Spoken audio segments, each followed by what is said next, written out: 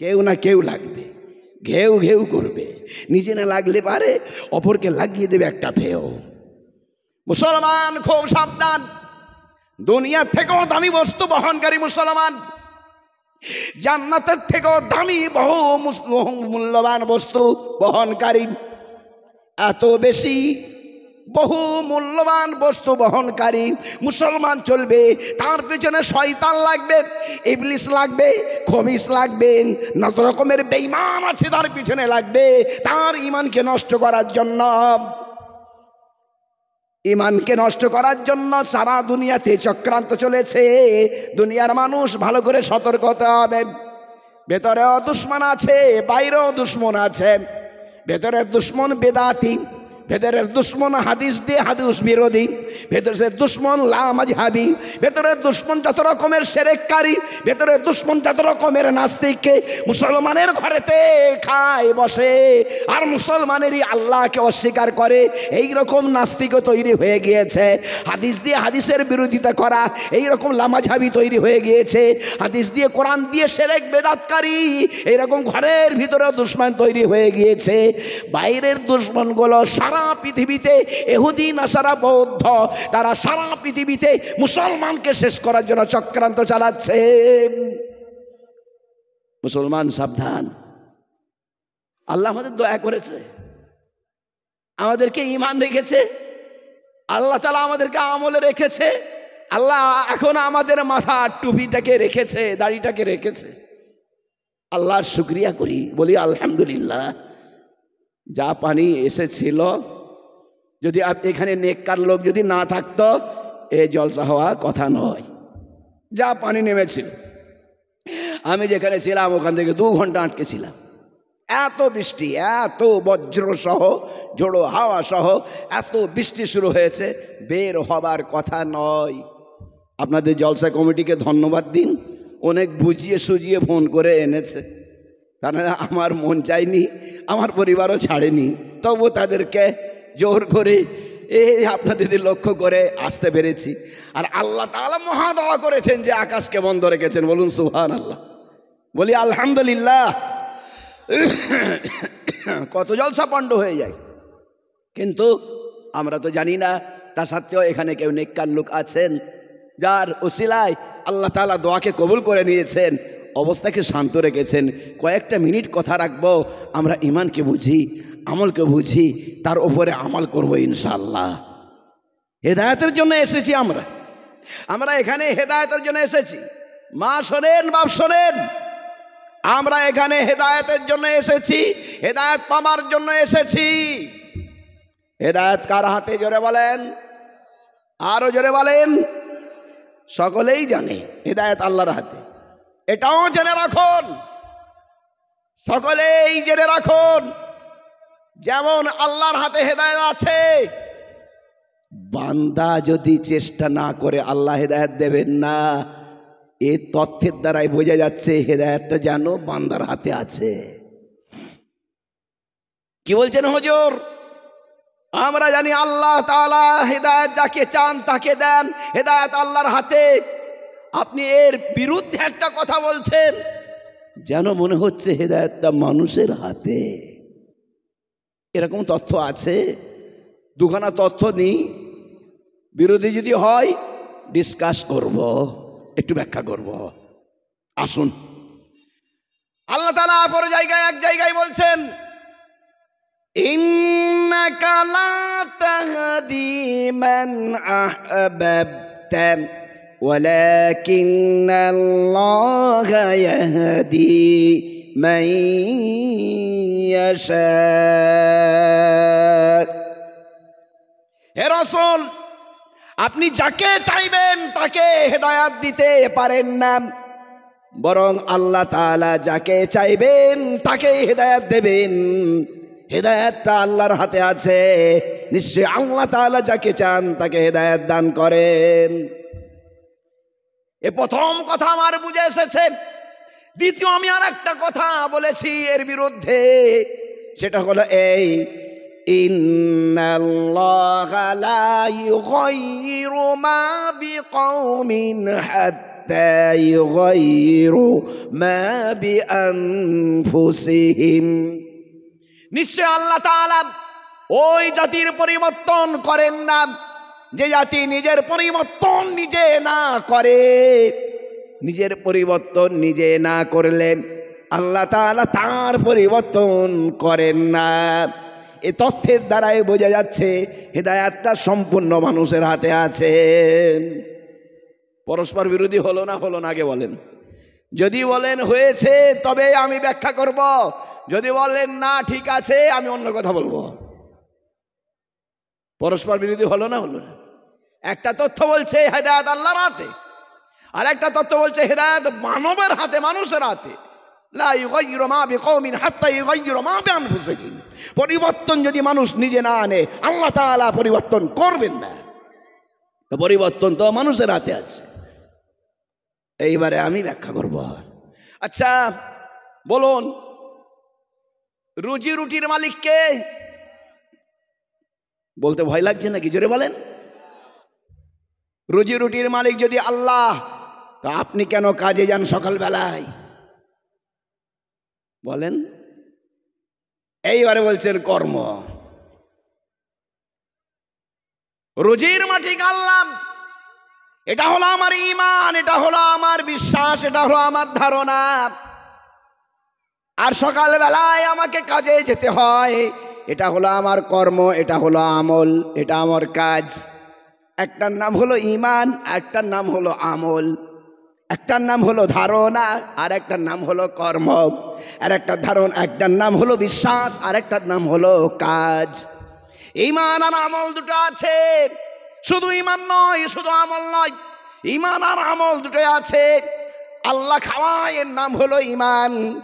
আমি কাজে যাই, এর নাম হলো আমল। তদ্রূপ হেদায়েত দেনেওয়ালা আল্লাহ, এর নাম হলো ঈমান। হেদায়েত নেনেওয়ালা বান্দা, এর নাম হলো আমল। ক্লিয়ার কিছু হলো? জি। জলসা কেন? হেদায়েত যদি আল্লাহ দেবেন, জলসাটা কেন? জলসা তো ওই জন্যই, এটা আমল, হেদায়েত নেবার জন্য। আরো ক্লিয়ার করব। একই কর্ম আছে, কর্মের দুটো পিঠ আছে। একদিকে আল্লাহ আছে, আর একদিকে বান্দা আছে। ওই কর্মের অপর দিকটার নাম হলো তাকদীর। আল্লাহ যেটা করেন এটার নাম হলো তাকদীর। ওই কর্মটা নিচের দিকটা আছে, বান্দার দিকটা আছে, অপর পিঠটা বান্দার দিকে আছে, এর নাম হলো তাদবীর। কি বললাম? তাকদীর আর কি তাদবীর। তাকদীর ওটা আল্লাহ, তাদবীর এটা বান্দার। একই কর্ম, দুটো পিঠ আছে, অপর পিঠটার নাম তাকদীর, আর নিচের পিঠটার নাম হলো তাদবীর। হেদায়েত দেনেওয়ালা আল্লাহ, হেদায়েত নেনেওয়ালা বান্দা। ক্লিয়ার হলো? কি বললাম? হেদায়েত দেনেওয়ালা কে, আর হেদায়েত নেনেওয়ালা কে? বান্দা। বেশ।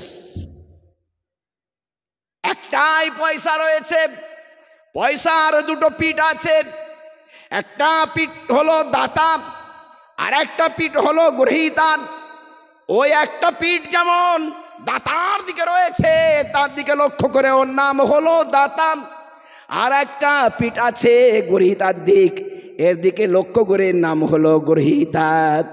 পয়সাটা দুটো নয়, পয়সাটা একটা। দুটো পিঠ আছে, একদিক দাতা আর একদিক গ্রহীতা, একজন দেনেওয়ালা আর একজন নেনেওয়ালা। কথা বুঝে আসলো? ঠিক তদ্রূপ আমলেরও দুটো দিক আছে, একটা হলো আল্লাহর দিক, আর একটা বান্দার দিক। আল্লাহর দিকে লক্ষ্য করে তার নাম হলো তাকদীর, হেদায়েত দেনেওয়ালা। আর বান্দার দিকে তার নাম হলো তাদবীর, হেদায়েত নেনেওয়ালা। যদি আমি না নিই আল্লাহ দেবেন না, আল্লাহ যদি না দেন আমিও নিতে পারি না। দুটোকেই বুঝতে হবে। জলসা কেন? তবে আল্লাহ যদি হেদায়েত দেনেওয়ালা, এটা হলো মাধ্যম, এটা হলো জরিয়া, এটা হলো কি উপকরণ, না করলে পাওয়া যাবে না। পারা নম্বর 2, আল্লাহ তাআলা বলেন, তাফসীরখানা দেখুন, ফাজকুরুনি আযকুরকুম ওয়াশকুরু লি ওয়ালা তাকফুরুন। তোমরা যদি আমাকে স্মরণ করো, আমি আল্লাহ তাআলা তোমাদেরকে স্মরণ করব। তাফসীরের ভিতরে লেখা আছে, বান্দা তুমি যদি একাকে স্মরণ করো, আমি আল্লাহ তাআলা একাকে স্মরণ করব। বান্দা যদি তুমি সমবেত হয়ে জড়ো হয়ে আল্লাহকে স্মরণ করো, আমি আল্লাহ তাআলা ফেরেশতাদেরকে জড়ো করে সমবেত হয়ে আমি তোমাকে স্মরণ করব। বান্দা তুমি যদি আমার দিকে এক হাত আগিয়ে আসো, আমি আল্লাহ তাআলা তোমার দিকে 2 হাত আগিয়ে যাব। বান্দা তুমি আমার দিকে হেঁটে হেঁটে আসো, আমি আল্লাহ তাআলা তোমার দিকে দৌড়ে দৌড়ে যাব। বলুন সুবহানাল্লাহ। দেখুন, লক্ষ্য করো, ওখানে তাফসীরে আগে বান্দাকে আগিয়ে আসতে হবে, তবে আল্লাহ তাআলা আগিয়ে আসবেন। আল্লাহর শক্তি বেশি, এই জন্য আল্লাহ ডবল আগিয়ে আসবেন। বান্দার শক্তি কম, এই জন্য সে একটু আগাবেন। দেনেওয়ালা আল্লাহ, নিলেওয়ালা বান্দা। মাধ্যম হলো এটা কি? ওলামায়ে কেরাম। মাধ্যম হলো এটা কি? এখানে আমাদের যা ইমাম আছেন তারা হলেন মাধ্যম। তাদেরকে যদি আমরা কাছে আনি, তাদের কথা যদি শুনি, তবে আমরা হেদায়েত পাবো। আর তাদেরকে আমরা যদি এড়িয়ে যাই, আমরা কোনোদিন হেদায়েত পাবো না। আমরা ওলামায়ে কেরামকে আমরা মাধ্যম ধরব, তাদের কাছ থেকে আমরা কথাগুলো বুঝে নেব, তাই অনুপাতে আমরা চলবো। ইনশাআল্লাহ আমরা হেদায়েত পেয়ে যাব। এর বাইরে আমরা যেতে পারি না। আমরা সাধারণ মানুষ। সাধারণ মানুষের কাজ কি? জিজ্ঞাসা। সাধারণ মানুষের কাজ জিজ্ঞাসা করে চলবে, অন্য কোনো জায়গায় সে যাবে না। তারা ওলামা আছে, হযরতে ওলামায়ে কেরাম রয়েছেন, তাদের কাছ থেকে জিজ্ঞাসা করবে, জিজ্ঞাসা করে চালাবে। ইমাম আছেন, আলেম আছেন, তাদেরকে সম্মান করবে, সম্মান করে তাদেরকে জিজ্ঞাসা করে নেবে।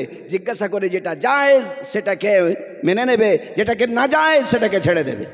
বেশি জানতে হবে না, তার চলার যেটা দরকার সেটা যদি সে জেনে নেয় এবং মেনে নেয়, তবে কিন্তু ব্যাস তার এর জন্যই যথেষ্ট হয়ে যাবে, সেই হয়ে যাবে আল্লাহর ওলি। বেশি জানতে হবে না, বেশি আপনার কাজ নেই।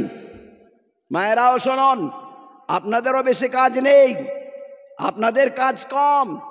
কামাতে হবে না, বাজারে যেতে হবে না, কোনো জায়গায় যেতে হবে না। যা আনবে সেটা খাবেন, পরবেন, আর আল্লাহকে মানবেন, পর্দার হেফাজত করবেন।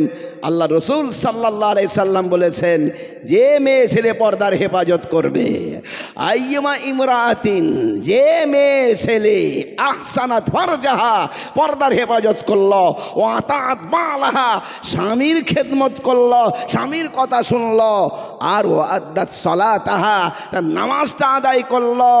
তো এই কয়েকটা কাজ যদি করে, আল্লাহ রসুল সাল্লাল্লাহু আলাইহি সাল্লাম বলেছেন, ফালতাদখুল বিআইয়ি বাবিন মিনাল জান্নাহ, জান্নাতের যে দরজা দিয়ে যেতে চায় সেই দরজা দিয়ে চলে যাক। বলুন সুবহানাল্লাহ।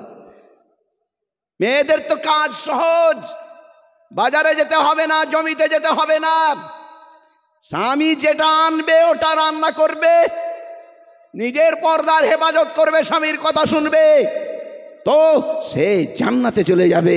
তার বিরাট বড় মর্যাদা আছে। মহিলার মতো মর্যাদা, যার যেরকম মর্যাদা দেবার কথা তার সেরকম মর্যাদা দেওয়া হয়েছে।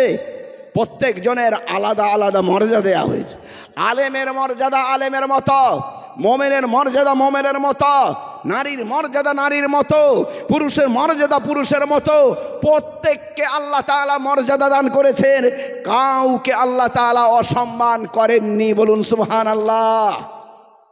আলেম সম্পর্কে দু একটা কথা বলছি, আপনারা সাধারণ মানুষ হলেও তবুও বলছি। আমি বলেছিলাম, আলেমকে জিজ্ঞাসা করে কাজ চালাবেন, আর কোনো জায়গা আপনাকে যেতে হবে না।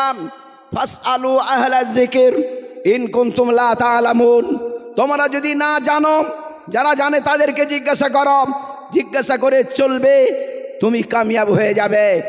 মুফতি সাহেব যদি ফতোয়া ভুল দেয় সেটা আলাদা ব্যাপার, তোমার কোনো রকমের অসুবিধা হবে না।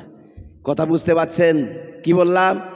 আপনি একটা মশলা জিজ্ঞাসা করেছেন মুফতি সাহেবকে, মুফতি সাহেব ভুল মশলা দিয়েছে, আপনি তার উপরে আমল করেছেন, জিজ্ঞাসা করে যে আপনার কোনো গুনাহ হবে? জি জোরে বলেন, হবে না। কারণ আপনার দায়িত্ব কি? মুফতিকে জিজ্ঞাসা করা, এটা দায়িত্ব আপনার। খালাস, মুফতি যেটা বলেছে তার উপরে আমল করেছেন, আপনার হয়ে গিয়েছে, আপনার কোনো রকমের কোনো অসুবিধা নেই। যদি কিছু গুনাহ হয় তো কার হবে? মুফতি সাহেবের, তাই না? মুফতি সাহেবেরও গুনাহ হবে না। হুজুর কি বলছেন আপনি? আমি জিজ্ঞাসা করেছি জানিনি বলে আমাকে ভুল কথা মুফতি সাহেব বলে দিলেন, আমি ভুল পথে চললাম, না আল্লাহ তাআলা আমাকে ছেড়ে দিল, মুফতি সাহেবকেও ছেড়ে দেবে? হাদিসখানা তবে শুনে রাখুন, গেঁজাড়ে গল্প নয়। যারা হাদিস হাদিস করে তারা শুনে রাখুন, গেঁজাড়ে গল্প নয়। বুখারী শরীফের হাদিস, অন্য জায়গার হাদিস নয়, সহিহ রায়াতের হাদিস। আল্লাহ রাসূল সাল্লাল্লাহু আলাইহি সাল্লাম বলছেন, মান ইজতাহাদা, যে মুফতি সাহেব ফতোয়া ইস্তেমবাদ করলেন, ফাসাবা, সঠিক ইস্তেমবাদ করেছেন, সঠিক মশলা দিয়ে দিয়েছেন, আল্লাহ রাসূল সাল্লাল্লাহু আলাইহি সাল্লাম পরিষ্কার ভাষায় বলেছেন, ওয়ালাহু আজরান, তার জন্য ডবল সওয়াব হবে। এক নম্বর ওই মেহনত করার জন্য, পড়াশোনা করার জন্য।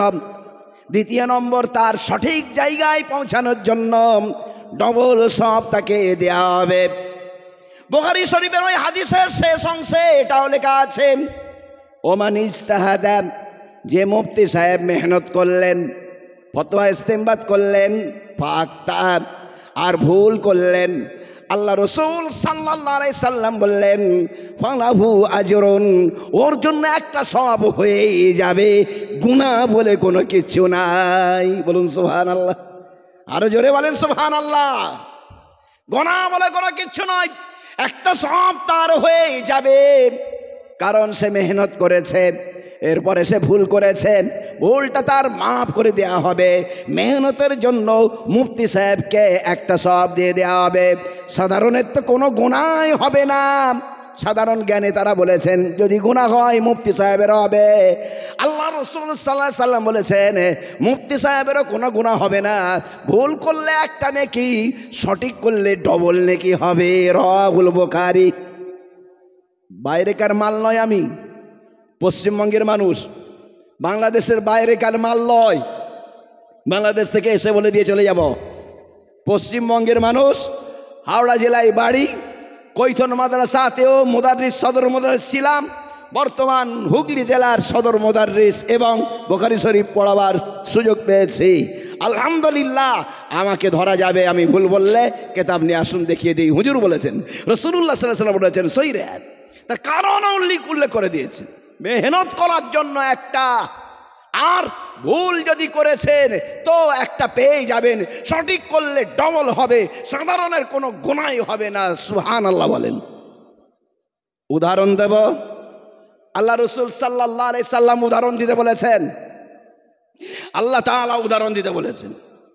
আল্লাহ তাআলা বলেন, ওয়ালাকাদ যারাবনা লিন-নাসি ফি হাযাল কুরআন মিন কুল্লি মাসাল, আমি আল্লাহ তাআলা কোরআনে বহু উদাহরণ দিয়েছি।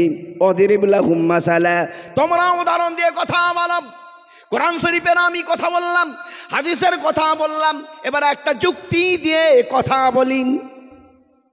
সাধারণ মানুষ এবারে চিন্তা ভাবনা করবেন, ভালো করে বুঝে নিন। আলেম মানুষ ভুল করেছে, তবু একটা সওয়াব দেওয়া হয়েছে। আলেম হবার জন্য সঠিক কথা বললে ডবল সওয়াব। সাধারণ মানুষ যে আমল করবে তার জন্য কোনো গুনাহ নয়। পক্ষান্তরে কোনো মানুষ যদি না জেনে ফতোয়া দিয়ে দেয়, তবে তার অবস্থা কি হবে? আল্লাহ রাসূল সাল্লাল্লাহু আলাইহি সাল্লাম বলেছেন, ঠিক করলেও তার গুনাহ হবে। চিন্তা ভাবনা করবেন। মারিফুল কোরআনের একেবারে ভূমিকায় লেখা আছে হাদিস খানা, আবু দাউদ শরীফের রায়াত, তিরমিজি শরীফের রায়াত, সিয়াসেত তারিয়াত, সেখানে পরিষ্কার ভাষায় লেখা আছে যে মানুষটা মান ক্বালা ফিল কুরআনে বিররায়, পড়াশোনা না করে নিজের রায় নিজের মাথা দিয়ে মগজ দিয়ে কোরআনের ব্যাখ্যা করলো, ফাসাবা ঠিক হলেও ফাকাদ আক্তা, সে ভুল করেছে। ঠিক করলেও ভুল করবে, জি হ্যাঁ এই কথা লেখা আছে। এবার আপনাকে উদাহরণ দেব। আমি বলেছিলাম যেমন হাসপাতালে আপনি গিয়েছেন, কেউ গিয়েছে, একটা লোক দেখছে ডাক্তার নেই, রোগীটার অপারেশন করতে হবে, সেইখানে ডাক্তার নেই, একজন বলছে আমি অপারেশন করে দেবো। কি করে? বলে আমি অনেক অপারেশন দেখেছি। আর কি করে? আমি নেট চালিয়ে দেব, নেট চালিয়ে দিয়ে আমি নেট দেখে দেখে অনেক অপারেশন দেখে আমি আজকে অপারেশন করে দেবো। অপারেশন করেছে কে? বিনা ডাক্তার, জাহেল লোক, নার্স অপারেশন করেছে, সঠিক করেছে। এর কিছুক্ষণ পরেই ডাক্তার এসে গিয়েছে, এসে গিয়ে সঠিক হলেও ওই নার্সটাকে, ওই জাহেলটাকে ভালো বলবে না খারাপ বলবে? খারাপ বলবে। তুমি সঠিক হয়েছে তা সত্ত্বেও তাকে খারাপ বলবে। বলবে কি তুমি অপারেশন জানো না, তুমি সার্জারি জানো না, তুমি নেট চালিয়ে আর দেখে দেখে অপারেশন করেছো। লোকটা যদি মারা যেত তখন কি হতো? সঠিক হওয়ার পরে তো তাকে ধমক দিচ্ছে। কি বলছে? যদি মানুষটা মারা যেত তখন কি হতো হে? বলতো না? বলতো না? বলতো। তখন এই কথা বলছে। সঠিক হলে ও তাকে বলছে তুমি তো সার্জারি নও, তুমি তো সার্জারির কিছু জানো না, যদি লোকটা মারা যেত কি হতো বলো? তাকে ধমক দেওয়া হচ্ছে। পক্ষান্তরে কোনো জায়গাতে ভর্তি হয়েছে, ভালো ডাক্তার অপারেশন করেছে, ভুলবশত নাড়ি অন্য জায়গায় কেটে দিয়েছে, লোকটা মারা গিয়েছে, কি বলবে বলুন তো? বলবে এটা ভাগ্যে ছিল তাই হয়েছে। তখন বলল কি ডাক্তারের কোনো দোষ নেই, ভাগ্যে ছিল বলে এরকম হয়েছে। ডাক্তারের বেতন কাটাও হবে না, তাকে হটানো হবে না, হাসপাতালে রাখা হবে, বলা হবে তকদির এটা ছিল। উদাহরণ দিয়ে বললাম, যার যেটা বিষয় নয় সে যদি সে কাজ করে, আল্লাহ রসুল সাল্লাল্লাহু আলাইহি সাল্লাম বলছেন ঠিক হলেও সে ভুল করল। অতএব দুনিয়ার মানুষ ভালো করে বুঝে নেন, আমি জানি না, আলেমকে জিজ্ঞাসা করবাম, আলেমরা যেটা বলবেন সেটার উপরে আমল করব, আমার জন্য রাস্তা ক্লিয়ার হয়ে যাবে, কোনো অসুবিধা হবে না। আর আমি যদি বলি আমি নিজেই মাথামারি করব, নিজেই বুঝবো, তবে কিন্তু সঠিক হলেও ভুল হয়ে যাবে। খবরদার খবরদার, কোনো আলেমকে ওভারটেক করে কোনো কিছু করবেন না। পাশাপাশি মাদ্রাসা আছে, বড় মাদ্রাসা আছে, ছোট মাদ্রাসা আছে, আলেম রয়েছে, মুফতি সাহেব রয়েছেন, তাদেরকে জিজ্ঞাসা করে কাজ চালাবেন। আপনার জন্য আপনি আল্লাহর ওলি হয়ে গেলেন, ভুল হলে আপনার কোনো রকমের অসুবিধা নাই। আলেমরা যদি ভুল হয় আল্লাহর কাছে সে জবাব দেবে। আল্লাহ রসুল সাল্লাল্লাহু আলাইহি সাল্লাম বলেছেন ভুল হলেও আমি তাদেরকে ক্ষমা করে একখানা সওয়াব দিয়ে দেব। বলুন সুবহানাল্লাহ। হুজুর তবে আলেমরা যা ইচ্ছা তাই করবে তো? আপনি যা বলছেন আলেমরা যা ইচ্ছা তাই করবে? কোনোদিন করবে না। যদিও করে, আপনি যদি দেখেন কোন আলেমকে খারাপ কাজ করতে, চোখটা এড়িয়ে যান, আপনি তাকে বলার অধিকার রাখেন না। কে বলবে? তবে তাকে বলার লোক আছে, আমাকে বলুন, আমি তাকে বলবো। আরেকজন আলেম আছে, তাকে বলুন, সে তাকে বলবে। আপনি সরাসরি কোনো আলেমের কোনো ভুলকে দেখে কোনো রকমের সংশোধন করার অধিকার রাখেন না। তাকে সংশোধন করার জন্য তার ওস্তাদ আছে, তাকে সংশোধন করার জন্য তার উপরে সিনিয়র আছে, তারা জুনিয়র আলেমকে ঠিক করে দেবে। অতএব